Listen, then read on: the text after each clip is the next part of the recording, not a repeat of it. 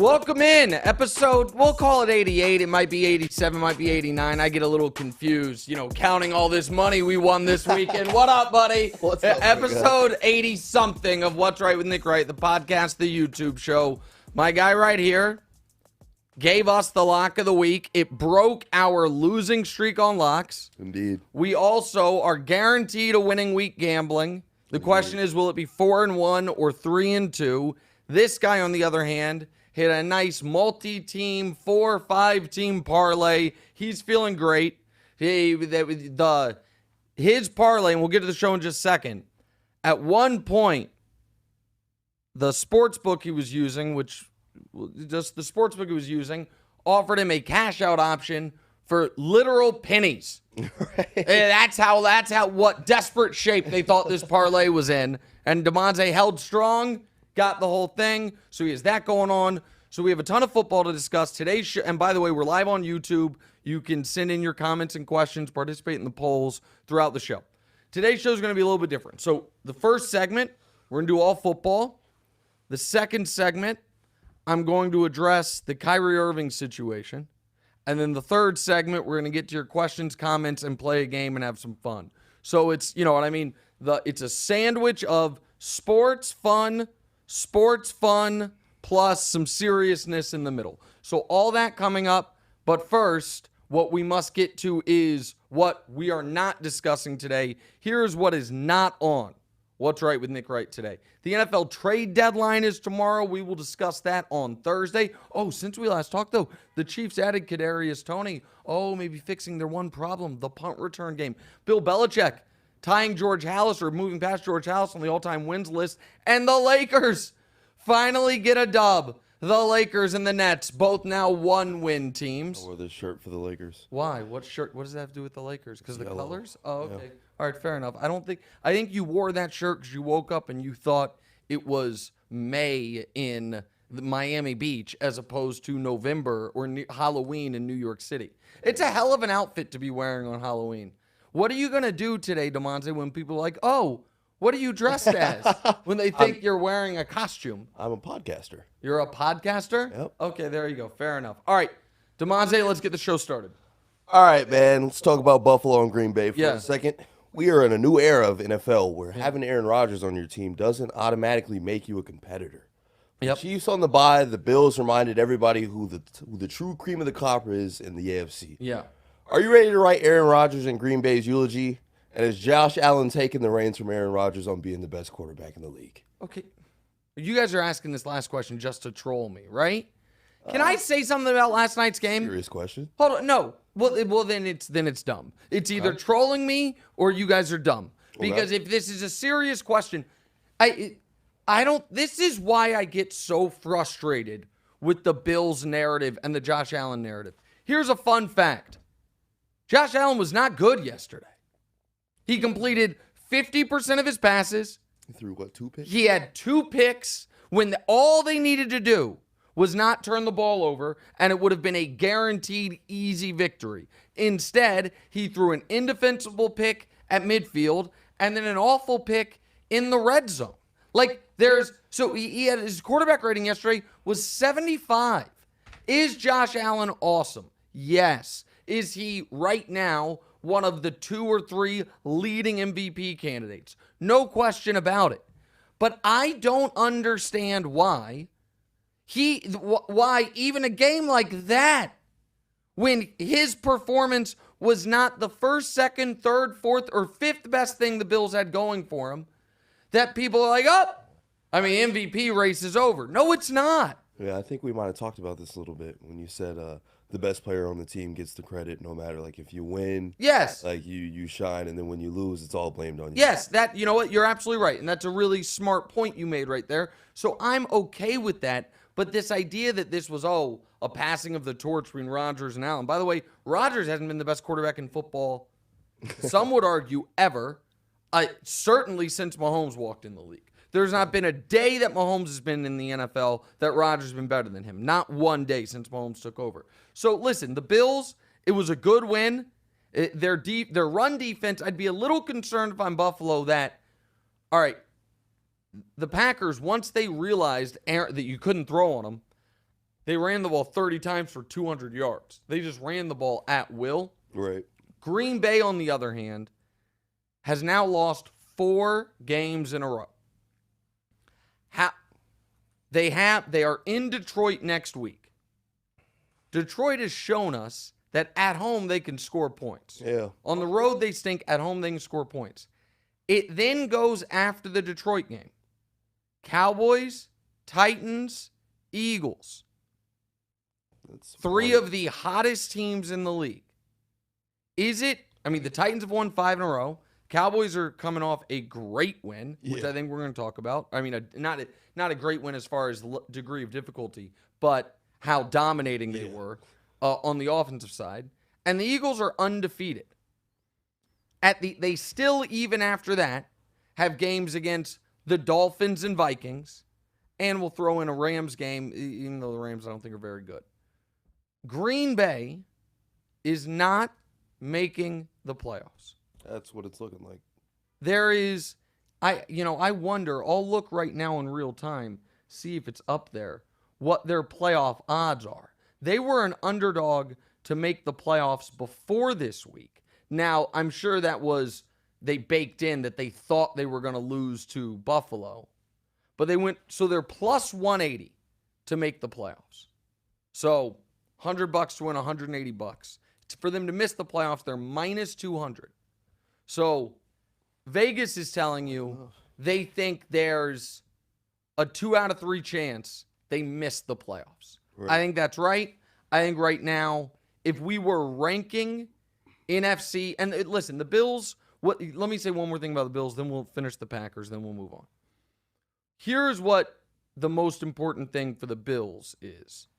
It's not just that they are now 6-1. It is that they are 6-1 with head-to-head wins over the only 5-2 teams in the conference. So they're 6-1 with a blowout win over Tennessee, which at the time it's like, okay, the Titans are just going to stink. Right. That looks better by the week, and a close win over Kansas City. So in order for the Titans or the Chiefs to pass them, they can't have the same record as them, obviously. Right. So let's say the Chiefs are going to lose, what's best case scenario? The Chiefs are only going to lose one more time all year. Okay, so they finish 14-3. That would mean Buffalo has to finish 13-4 for them to not be the 1 seed. Right. And so Buffalo's remaining schedule at the Jets, home for the Vikings, home for the Browns, at the Lions, at the Patriots, home for the Jets, at the Dolphins, home for the Dolphins, at the Bears, at the Bengals, home for the Patriots. Hard to find. They've got it. Yeah, it's hard to find the losses necessary. Yeah, I didn't really even see one clear one. Well, they're going to be favored in every game they play. Right. But even if, you could lose at Cincy, you could lose at the Jets, you could lose at the Patriots. Let's say you lose those 3 road games, okay? Okay. Even if they do that, Kansas City then has to go, they're 5-2, 8-1 the rest of the way. The Chiefs almost have to run the table to have a real shot at the 1 seed. And even if they do that, Buffalo still got to lose twice. So that's why that was a good win for Buffalo, because at the beginning of the year, when we didn't know Green Bay was going to be this bad, right, it's like, oh yeah, it's in Buffalo, but that's one of the toughest games on your schedule. Home game against the Packers didn't turn out that way. Oh, they also, by the way, I didn't even think about this. Buffalo also has the head-to-head with the Ravens. Now, the Ravens aren't 5-2, but the other division leaders, Baltimore, Tennessee, and Kansas City, Buffalo's beaten all of them. So that's a testament to their overall team, even if yesterday they weren't that great. For the Packers, what I was going to say is, if we are ranking playoff contenders right now in the NFC, the Eagles are as good as in. The Vikings, to me, are as good as in. Okay. The Cowboys are close to as good as in. And you're obviously going to have a winner from the NFC South in and the NFC West in. Right now, Green Bay, I put them in the same bucket as they are going to be fighting with Atlanta, Seattle, and the Giants. Those 4 teams. And the Rams. The Rams, Seattle, Atlanta, the Giants, and the Packers.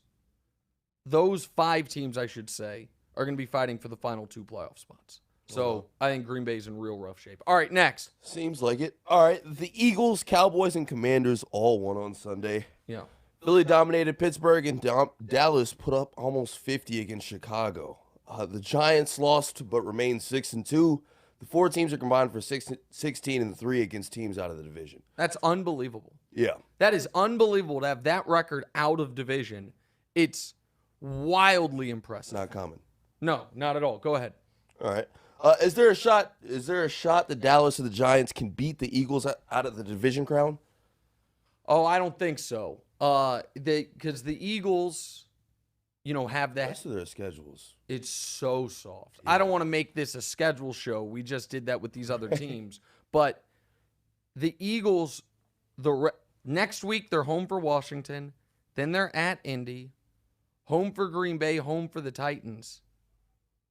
At the Giants. At the Bears. At the Cowboys. Home for the Saints. Home for the Giants. Right. So aside from divisional games, what they have left is the Colts, the Packers, the Titans, the Bears, and the Saints. Every single one of those teams is below 500, except for Washington, which is at 500. Oh, and this week I left this one out. I'm sorry. Their next game is against the Texans. So I don't think, had the Cowboys beaten Philly, this is how close margins are. If the Cowboys had beaten Philly when they played, Cooper Rush's last game, then both of them have one loss. Dallas would actually, because they haven't had the bye yet, 7-1. Philly's 6-1. Dallas would be in first place with the tiebreaker at the moment. Instead, they're 2 games back with Philly having the tiebreaker. Philly's more of a lock for the 1 seed than Dallas is. Than Buffalo is. And listen, before the year, I've said this before, I'll say it again, I was skeptical of the Eagles at first. I then, after the Tyron Smith injury, came around on them as division winners. But I laughed. We talked about it on the show. I openly laughed about the idea that, Philly's going to be 14-3 in the 1 seed. Right. They're going to be 14-3 in the 1 seed. Yeah. And Jalen is playing. Yesterday might have been the best game of the season for him. A.J. Brown was obviously sensational. The Steelers had no answers. Philly looks really, Is there any really scenario good. that Philly goes undefeated? I think there is. You think there is? Yeah. Just because of the schedule or because you like them that much? The schedule. Just given what they've already done, I don't really see anything. I could see them maybe being plagued with injuries, but besides that, man, I don't know. Here's what hurts them, or hurts the chances of that. Divisional games are almost always the toughest games. We've just talked about how that the NFC East is 16-3 outside of the division. They still have 4 divisional games remaining. So you're really going to sweep the division when it's the best division in football? I don't think so. So, you know what? Let me check the odds on that as well. The odds for Philly to go I wonder what their regular season is that even available. Philadelphia right now, their projected win total is 14.5. Okay. So Vegas is saying they're either going 14-3 or 15-2. Will they go undefeated? I'm looking at it right now. What do you think yes is? What do you think it is? 6-1, 30-1, 50-1, 12-1, 10-1, like 50-1? No, I'm just throwing stuff out there. I'm saying, what do you? Oh no, I was. What do you think it is? 50-1, like maybe 30-1. 12-1. 12-1. Okay. 12-1. They're they're 1-30 to have a loss. So if you want to bet them not to go undefeated, it would be you'd have to risk 3,000 to win 100. If you want to bet them to go undefeated, you'd have to risk 100 to win 1,200. I don't think they're going undefeated, but they are also. They and Buffalo are both tied for the odds for the best regular season record at even money, essentially. The Chiefs have the next best odds at plus 750. So Vegas really thinks Philly and Buffalo are basically locked into the 1 seeds. And keep in mind, they changed it a couple years ago. Now only the 1 seed gets a bye. It used to be the 1 and the 2, so the difference between the 1 and the 2 seed is massive. All right, next. The poll. Oh, we have a poll. Thank you. Sorry about that. Who wins the NFC East? 81% says Philly. Dallas 13%. Washington 3%. And the Giants only 1%. Listen, I've disrespected the Giants plenty. But having the 4-4 Washington Commanders, our poll respondents likes their chances of winning the division more than the Giants is ludicrous. All right, next. All right, the NFC West, one of the hardest divisions to make sense of. Seattle is in first after improving 5-3 against the 6-2 Giants. Yep. Christian McCaffrey ran, caught, and threw a touchdown for San Francisco as they swept the Rams for the season. Yep. Arizona had a chance against Minnesota, but they don't look like a playoff team, obviously. Yeah. Is San Francisco rallying, or could Seattle really win the division? Oh, listen, I think Seattle is a good team, and Geno deserves a ton of credit, and Pete Carroll deserves a ton of credit, and they crushed that draft, just crushed it. They have rookies helping everywhere. Yeah. But I don't think they're going to win the division. Can they? Sure. But San Francisco, we said it on the show that San Francisco, back-to-back tough losses, that played terribly against the Falcons. They ran into the buzzsaw that is the Chiefs. San Francisco now, they don't have an easy schedule, but do I expect Seattle to maintain the divisional lead against them? I don't. The other thing San Francisco has going for them is they already beat Seattle head-to-head. Right. So if they sweep them, obviously it's a huge advantage to winning the division. But even if they don't sweep them, they're in great shape to win the division because their divisional record, since they, as you mentioned, they've already swept the Rams this year. So I do like San Francisco to win that division. I think the Rams are done. I think the Rams are dead. That's what it seems like. The Rams, and this is why I wouldn't write off the Bucks. We haven't talked since the Bucks lost another embarrassing one on Thursday night. Bucks, Rams, Packers, all to miss the playoffs for the year would have sounded crazy. I think it's still a little crazy because I think the Bucks can win that division. The Packers, Minnesota just keeps winning. All they do is keep winning, and they already beat Green Bay head-to-head once. Right. And the Rams just have a broken roster, and I don't know how many people paid attention to this. Down 3 scores with less than 2 minutes left, McVay made a big mistake, man. Had not only Cooper Kupp in the game, but they threw him a pass, and his ankle got rolled up on. If he's out for any amount of time, that offense becomes the worst offense in football. According to the smart numbers, it already is the worst offense in football. Okay. They can't run the ball. They can't protect, I almost said Stafford. Right. So I think Seattle, that's a great win against the Giants. A great win against the Giants. I give them credit for how they did it. San Francisco, though, is, in my opinion, the best team in the conference other than Philly. Okay. And, Philly deserves respect for what it's done, but take Philly out of it. I think San Francisco is the best team.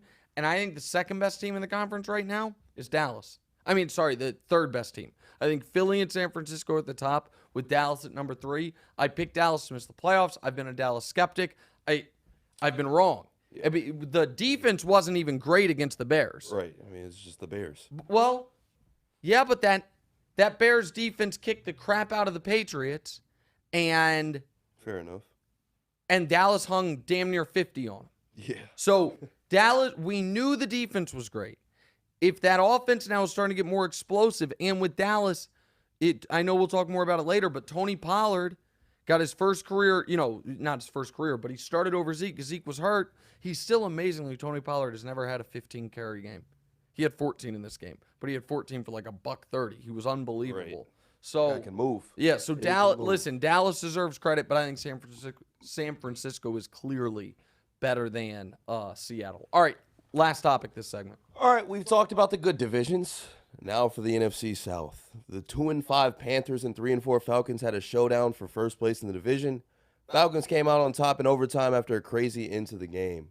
So Atlanta is alone in first place. The Saints and Bucks are tied for second at 3-5. Is Tampa going to figure this out and win the division, or you're a buyer in Atlanta? No, listen, Tampa's going to win the division. Atlanta's win yesterday was a theft. Yeah. And listen, No kidding. everyone's killing DJ Moore. Can I defend DJ Moore for a second? He took his helmet off after scoring the touchdown. Yeah.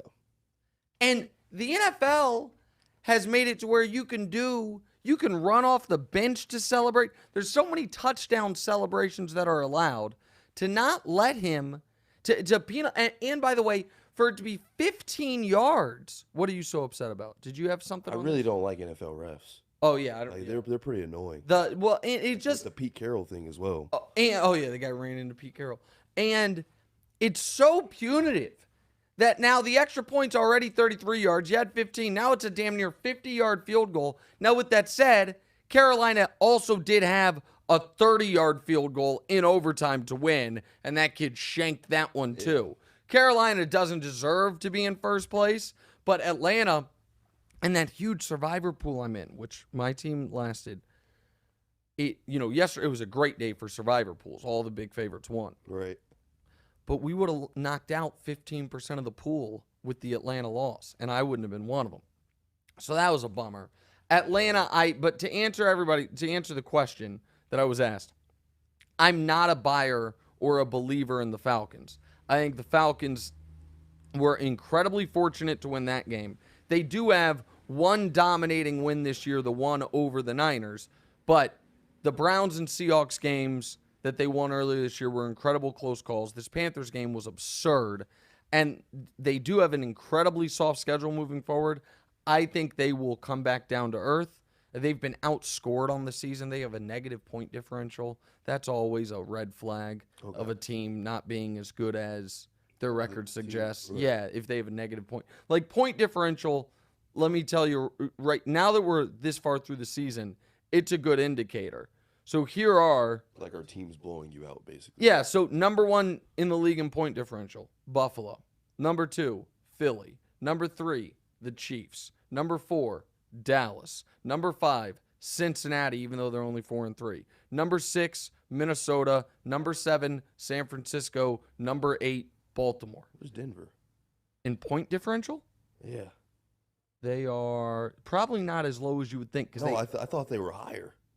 Because, I mean, they're scoring in, like, these little it's like 14-17. And like, yeah, but they're losing, so they have a negative point differential. copy. This is not points allowed.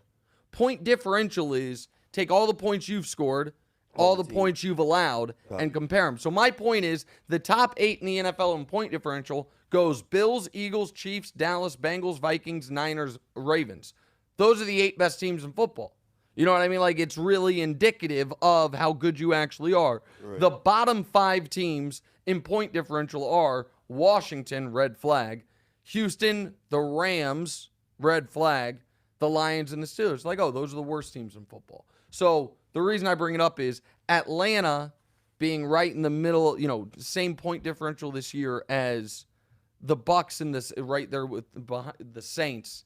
It's indicative they're not great. Seattle, on the other hand, point differential wise, they're 11th in the NFL. My damn Jacksonville Jaguars, 10th. What a terrible loss. I think we're going to talk about them later. Great loss, actually. Why? Wait, did you have Denver? Oh, you mean because you guys talked me out of betting them? Yeah, you guys saved me money because I would have bet them. Yeah. And if I'd have woken up in time, I would have bet them on my own. But that game kicked at 9:30, and I was so mad. I was so mad that I couldn't bet them. That is so bad. But it didn't matter. All right. So there's our Week 8 NFL, beginning of the recap. Oh, I think we have one more poll. Sorry. Who's going to win the NFC South? 50% says Tampa, 34% says Atlanta, 10% says New Orleans, and 6% says Carolina. Yeah, New Orleans, by the way, what an awful performance by the Raiders. It just awful. Are you ready to let that go? Let what go? Man, you just keep saying. I think the Raiders are like really good. I think it's definitely. Oh, that was the one pick that I got wrong this week. It's time to kill that one. Well, that type of performance makes you consider killing it. That was terrible. Okay. All right, so here's what we're going to do. We're going to come back and we're going to talk Kyrie, and then we're going to get back to football and your questions and comments in the chat. But we'll take a 60 or 90-second break, come right back, and have a serious discussion about what has happened to Kyrie Irving. Whether you're a basketball fan or a Nets fan or not, it's going to be applicable information for all of us in our daily lives. We'll discuss it next. What's right?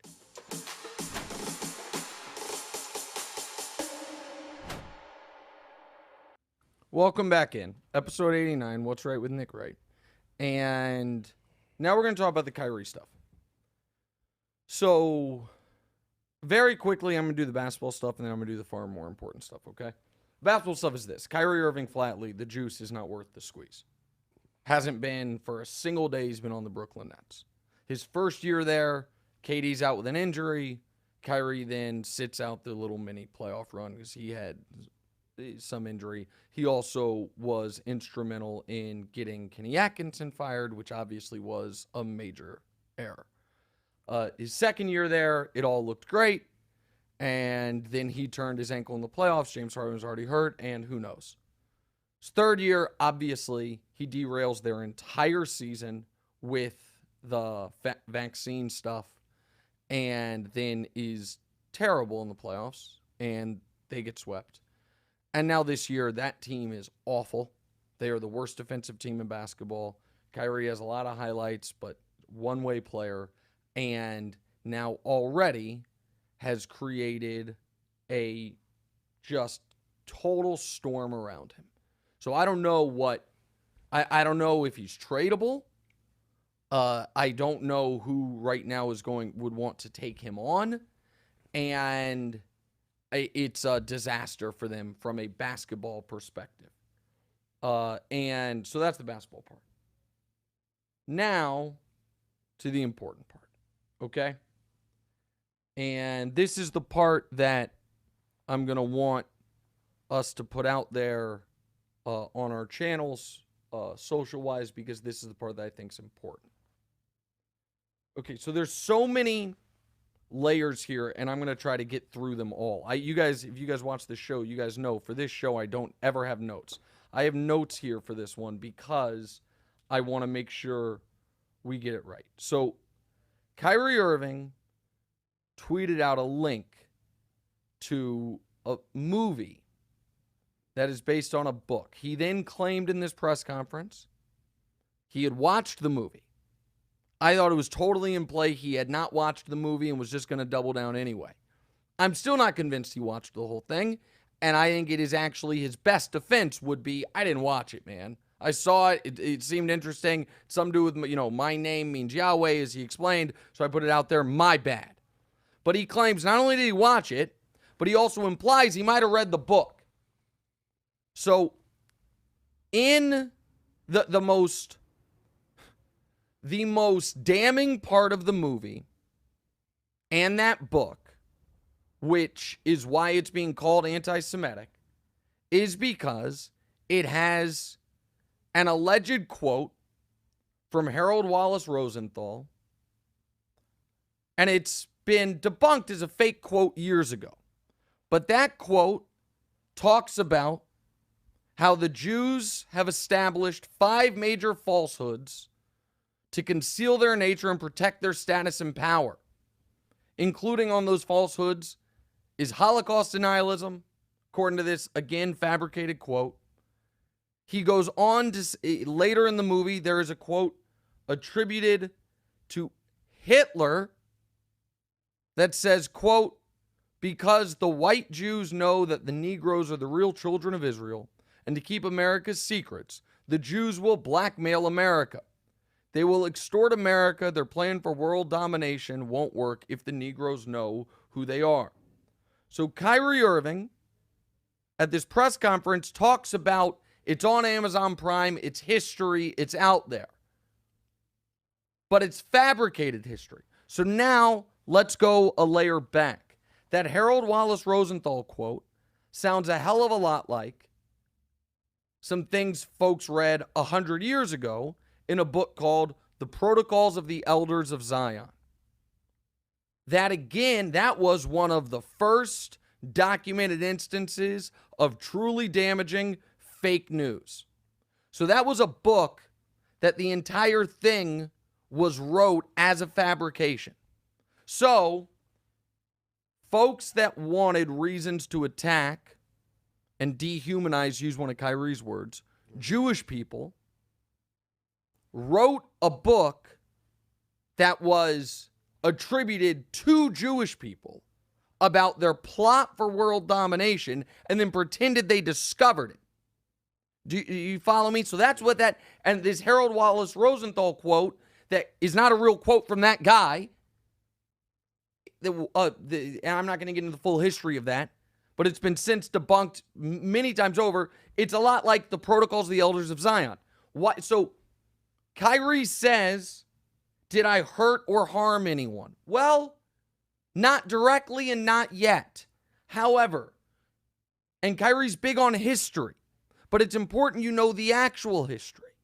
So the Protocols of the Elders of Zion, that book, was in the 1930s taught to school children in, you guessed it, Nazi Germany, as a way to prime these young people for the hatred and the coming purge of Jewish people during the rise of Hitler and, Nazi Germany. Okay? So all of this stuff,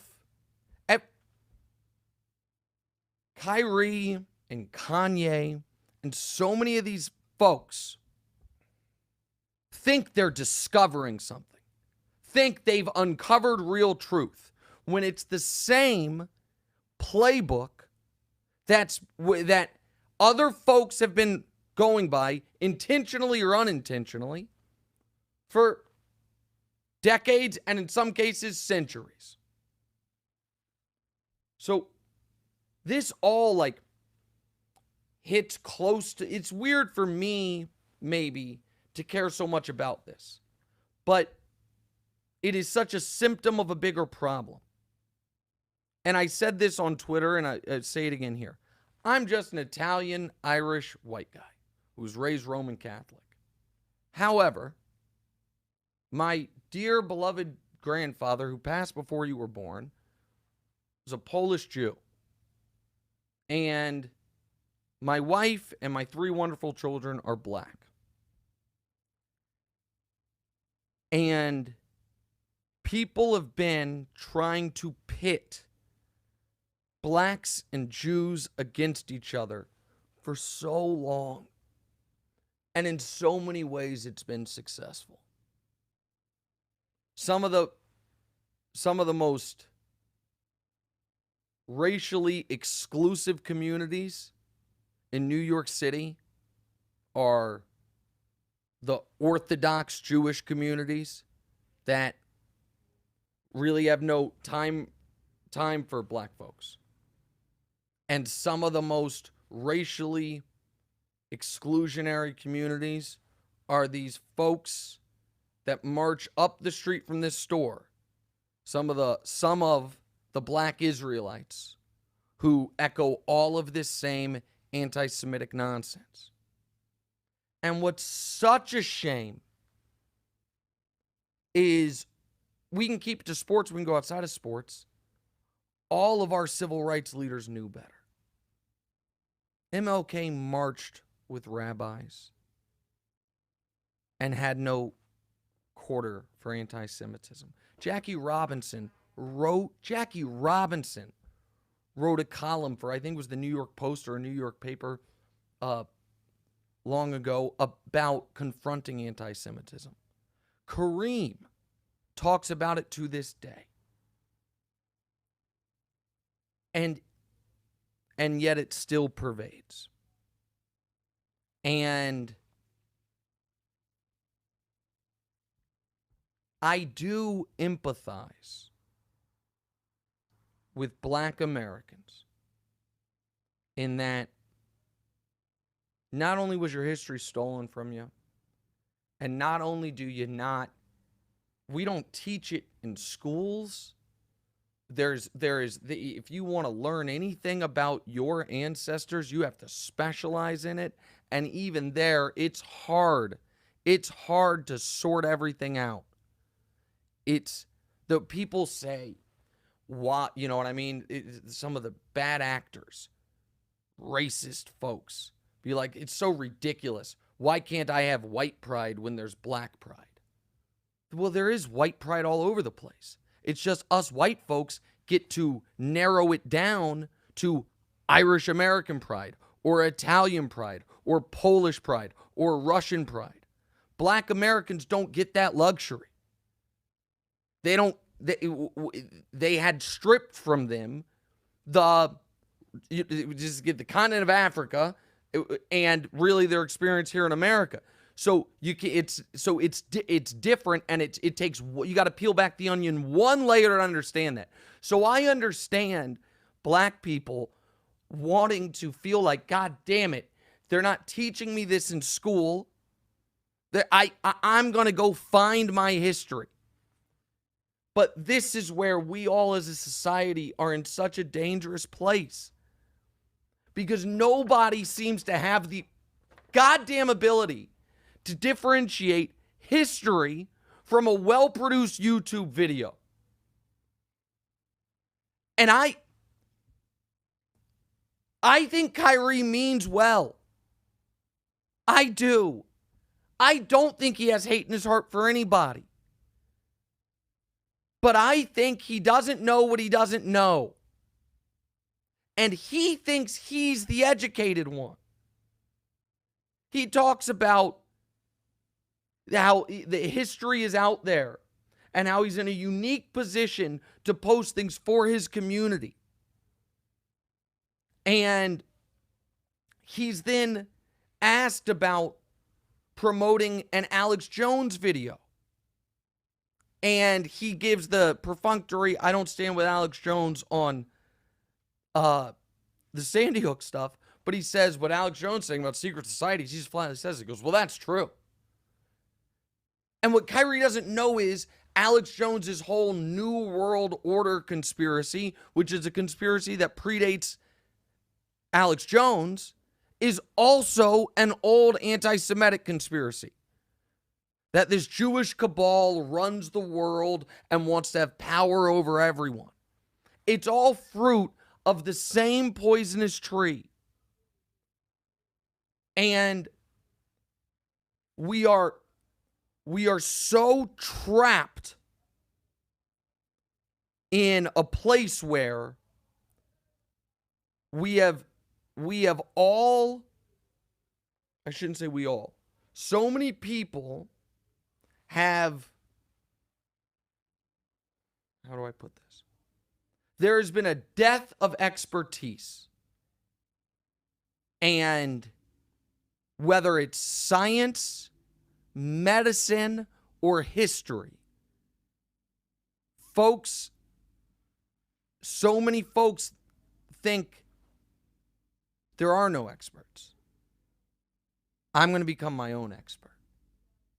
And what they're not seeing is that so much of what they then consume was created for the explicit purpose of exploiting them. And Kyrie doesn't see it. And my friends that I've lost to this, they're just toxic internet brain, they don't see it. And it's horrifying. And the canary in the coal mine was the flat earth stuff. And it was once we as a society saw, oh, there is a legitimate percentage of people that really believe this flat earth stuff. It should have been a nationwide alarm that, well, bad actors see that and know if they'll believe that, they'll believe anything. Let me throw up some fake quotes. Let me give some history that has just enough of a kernel of truth to it. And this is the part that I'll tell you, go check. Go check this in your school history book, and you'll see that this is true. But then everything else that comes of it is to lead you down a path. And I just wish there was more of a consensus. And I'm going to tell you this right now, man. We've got some viewers and some listeners and Twitter followers that will see this or saw Kyrie's thing, and what they will say is, well, what did he say that's not true? And what they don't understand is y'all are being taken for a ride. They think you're rubes and that you can be exploited. And nobody seems to be immune from it. And so I don't think Kyrie's a bad person.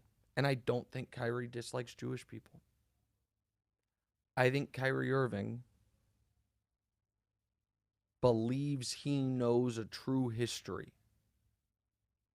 that is so clearly the same playbook of fabricated quotes and fabricated texts and fabricated history to start to divide people that people have been using across all societies for as long as there have been societies. But now everyone's got access to it. And some of our folks with the biggest microphones are now giving more people, they already had access to it, but it's now accessible to them. Or now they know about it. And this is going in the wrong direction. I hate to be so pessimistic, but unless we societally invest in, for our young people and adults, some form of, I don't even want to call it media, but I will, media and historic literacy. The videos are only going to get more compelling. The deep fakes are only going to start coming right down the tracks. And everyone is going to have their own version of history. And we know where that ends. We know what the end goal of it all is, and it's scary. So, makes me really sad.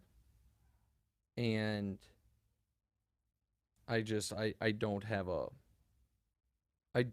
solve, but I know the direction it's going, and it's a really, really bad one. All right, we'll get back to sports next. We'll try.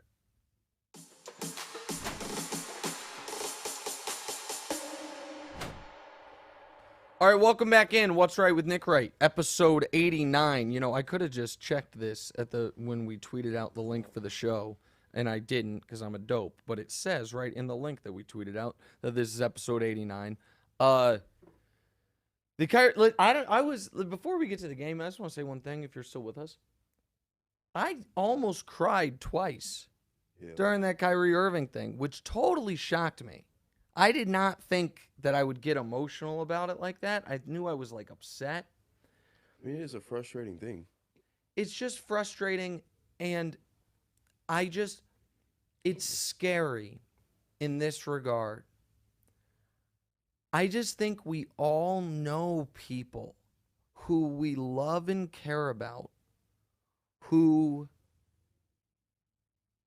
have been lost to the YouTube algorithm. And who are just gone. They are just gone. Right. The way my mom tells me about friends she grew up with in the 60s who took acid all the time, and then at one point their brain just stopped working. Mm-hmm. You know what I mean? That they're on a permanent trip. Right. You know what I mean? That the drugs finally got to them and they're just done. That's what. It's like a parasite. Yeah, and that's what it feels like has happened. And I'm in a weird spot because I'm not Jewish, but so many people think I am because of my nose. Right. And I think I have some Ashkenazi Jewish features because I have some Ashkenazi Jewish blood from my mom's dad. Right. But I was never raised Jewish. And my mom was raised Roman Catholic, and I'm Roman Catholic. But before, and we'll see what happens under Musk, but before Twitter cracked down on the bots, people would say, I don't think I knew prior to the TV show how much like real anti-Semitism was out there. But then when I first got on TV, there were, I don't know, a dozen accounts that would just tweet images of me, because they thought I was Jewish, being put in a gas chamber, different Holocaust stuff. The people that like hated me the most. Now I don't know what those accounts do. Maybe they got kicked off, but they've been gone for years. So I was like, oh my God. There's like a lot of hate there that I had never really experienced, knew about. And I also have a unique experience on not being a black person, but seeing how much obvious discrimination and hate and things work against black folks just by virtue of my family. But on the most minor level, from how we're treated in a restaurant, if I drop you guys at the door and you guys are waiting to get the table before me and then I walk in, to the most significant ones, like when your mom and I were first moving in together and I went and signed a lease for an apartment by myself, and then when she came to look at it and the manager showed it to us, they then refused to rent it to us. And the like just blatant housing discrimination, clearly along racial lines. So I think a lot of folks who aren't a part of either group don't know how much each group deals with. And then what you see is that the groups then very often start to blame each other. And there's a lot of distrust and discrimination for other oppressed groups within oppressed groups. And this one are the two, I guess, oppressed groups that I have the closest connection to. And it just breaks my heart. Breaks my heart. All right, let's have some fun now. Let's play a game. Let's move on. Go ahead. What are we doing? I think, is it a new game? All right, we are playing a new game. It is Halloween, so we have a costume contest. Yeah. Happy Halloween, by the way. Yeah, thanks. Listeners and look! podcasters. Look at that. I knew there was going to be some graphic, man. It's I know me, what it'd be. you, Kirk Cousins, Justin Fields. Who's the person in the pumpkin? Oh, that's is that Justin Fields? Is it? I mean, not Justin Fields, It's but Tua in the pumpkin. Tua. Okay. Oh, okay. All right, good. I'm glad All I right. didn't guess because I wasn't sure. DeMonte, you look great in that dress. Somebody send me that image, please. Send me a screenshot of that. All right, go ahead. All right, we saw a bunch of teams and players dress up yesterday. Time to see if you are in or out on their costumes. In equals real deal, out equals fake. Okay.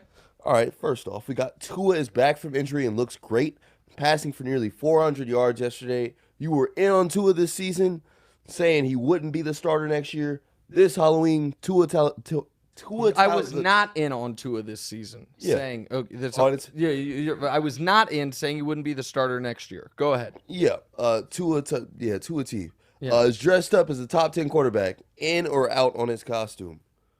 I mean, they're undefeated with him as the starter. He is playing really well. I think that he is going to be the starter next year. I will give them credit. I will say I was wrong on that. Top 10 quarterback. Oh, are we going to have to list the quarterbacks? Like, has he been a top 10 quarterback this year? Yes. Do I believe he is a top 10 quarterback? No. And I got to say, my colleague, Joy Taylor, and I think Acho did it too, but I know Joy did it. Joy's mad, I think, fake mad, that Acho is getting credit for saying something that she said first. And I'm here to tell them both, neither one of y'all should want credit for this take because you're going to have to run from it into the hills. It's as crazy of a take as I've heard anyone give on our network in forever. Is it the quarterback coach thing? No, it's that Tua's better than Justin Herbert. Guys, calm down. Because Herbert went right after Tua in the draft. And everyone's like, oh my God, the Dolphins screwed up by not drafting Herbert. And now they're like, oh, did we do it too early? It seems like you might believe Tua's better than Justin Herbert. I do. Okay. Let me tell you guys right now, that take will not age well. Will we find that out like next year or the year after? I don't know, but Herbert and Tua are not in the same tier of quarterback ability. I give Tua credit. He's not going to get replaced this offseason the way I thought, but top 10 quarterback, he right now is in the same bucket Geno Smith is, which is they have played like a top 10 quarterback this year. They are not a top 10 quarterback perpetually, in my opinion. All right, next. All right. The 2021 quarterback class, Trevor Lawrence, Zach Wilson, Trey Lance, Justin Fields, and Mac Jones was supposed to be a once-in-a-generation class. Instead, they've been playing pretty bad across the board. But Justin Fields seems to be turning it around. Justin Fields is dressed up as the best quarterback of the 2021 class, in or out on this costume. I'm out. Okay, Are we out? Are we out because Trevor Lawrence has a better costume on? That can't be why. I still want to believe in Trevor. Oh my goodness. Oh, I mean Trey Lance. That's the only one. Trey got he hasn't played and he got his ankle broke. Max stinks. Zach Wilson is lost. And Trey's been injured. Justin Fields, I give him credit. He's with the top dog of his class, which right is now. Unbelievable because he was the one that was playing the worst. I mean, it's gone very quickly. Yeah. But they're letting him run now more, and we'll see when he gets real weapons and stuff. I still believe in Trevor. Here is my Trevor defense. It's gotta be there. Because guys are supposed to take a jump between year 1 and year 2. And it looked like he was taking the jump. He said it's undeniable we're a good team, and since then they lost 5 in a row. And he keeps throwing interceptions to lose games. We're going to have to pretend like his rookie year under Urban Meyer never happened. So that would make this his rookie year. So next year's the jump. I still believe in him. You know what, folks? Stuff around for you know what, folks? Here's the deal. If you are selling your Trevor Lawrence stock right now at an all-time low, I will buy it. I will buy the dip. So send it over to me. I'll buy the Trevor Lawrence stock. Next. All right. Minnesota won a tough game against Kyler and the Cardinals, taking their record to 6-1. They're basically a lock for the NFC North already. The Vikings are dressed up as a possible NFC 1 seed. In or out on their costume? I got to look at their schedule. Possible 1 seed? No, I'm out. Too tough a schedule. They're at the Bills. They have a home game against the Cowboys. They're at the Packers in what will be a desperation game for the Packers. They still have played the Giants. They still play the Jets, and those aren't easy wins. I'm out. That one's easy. Next. All right. 2 former XFL stars, P.J. Walker and Taylor Heineke, both had really impressive games Sunday. Heineke led a game-winning drive, and P.J. Walker threw a game-tying Hail Mary that Pat Mahomes tweeted was the best throw of the year and not even close. P.J. Walker and Taylor Heineke are dressed up as starting quarterbacks. Are you in or out on their costumes? Listen, I need to see more from PJ. I've always thought Taylor's fine. They are. Oh, I love that guy. They are right on the border of excellent backup, terrible starter. Okay. You know what I mean? Like, yeah, so do I think that they can, if they're your backup and they have to start a few games for you, you feel fine. Right. If you go into the season like Taylor Heineke's my starting quarterback, you're like, oh, we're screwed. So they are, I guess I'm out on them as starting quarterbacks, but if they have to start for you, you're okay. Okay. Does that make, if you can't, your plan can't be this guy's going to be my starter. Right. But, and PJ Walker, listen, PJ didn't make an amazing throw. He also made some terrible decisions in that game. So, like, yeah, they are great backup quarterbacks. Next. Jeez, that's hilarious. All right, so congrats. Thanks to the intervention on the show, you didn't lose money on the Jags this week. The Broncos took care of business in London and saved Nat Hackett from needing to swim back to America. Nick dressed up as a responsible gambler for Halloween. How do you like your costume? I liked it a lot. Won a lot of money. Had a great weekend gambling. We're not going to get into the details of it on the show, okay? Oh, okay. But our Thursday night triple Luca bet yeah. hit hit it again. Yeah, I mean, it's probably best. Hit it again on Saturday.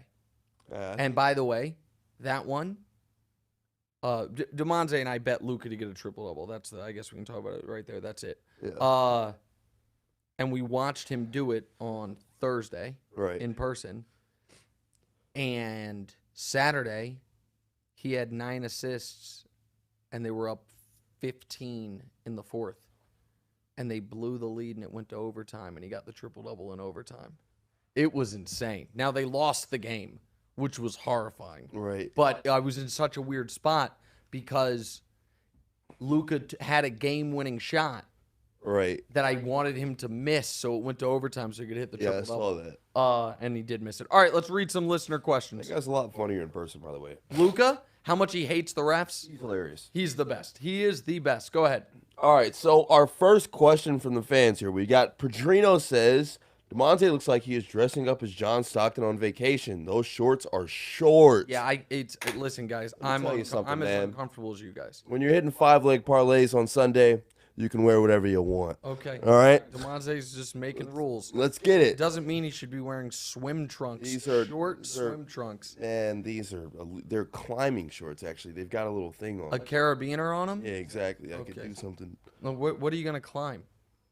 What do you mean they're climbing shorts? Because they've got the thing. I on. don't think This is for like I don't think for you rock climb climbers. mountains Yeah, in shorts. Next. Pete asks, if the Steelers land in the top 3 of the draft, do they go quarterback again like Cardinals did with Kyler Murray? Oh, I think you probably have to. I think maybe they don't. Maybe they trade out of it. Let's see how Kenny Pickett plays. That's a great question. See how Pickett plays, because the Steelers need a lot of stuff. Maybe they can. What he's talking about is the Cardinals drafted Josh Rosen 10th or 11th. The very next year, the number 1 pick, and drafted Kyler and just moved on. Yeah. See if you could get a bounty in this year's quarterback draft for that one of those top 3 picks. So that's you know what? I got to think more about that. And I got to watch Pickett more before you make that determination. Next Question, Pete. Who's Juicy Beats Go? He makes it every single time. he's We a big love doer, this Juicy Beats Go guy. Juicy Beats Go asks, will Geno Smith continue to perform like a top-ranked quarterback all season? What are the Seahawks' chances to win the division? Geno's chances to win the MVP? Well, Geno's not going to win MVP. They have I'd say a 30% chance to win the division. 30%. I would say 65% San Francisco, 30% Seattle, 5% the other 2 teams. Arizona and the Rams are the other 2.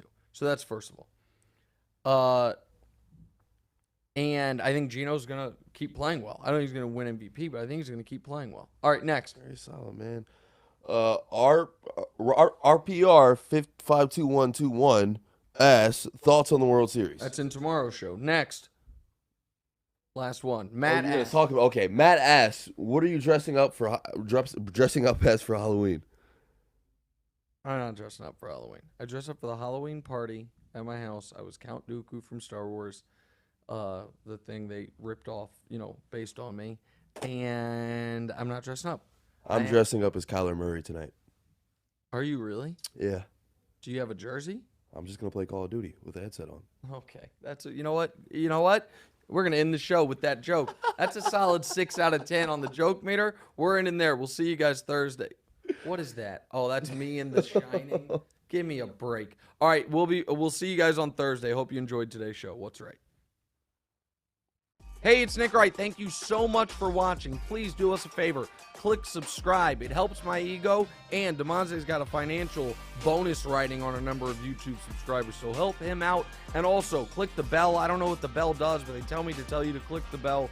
And your audio listeners, people that have commutes, drives, whatever it is, subscribe to the podcast as well, wherever you get the podcast. Same show, just in your ears instead of through your eyes. All that. Check it out. Appreciate y'all.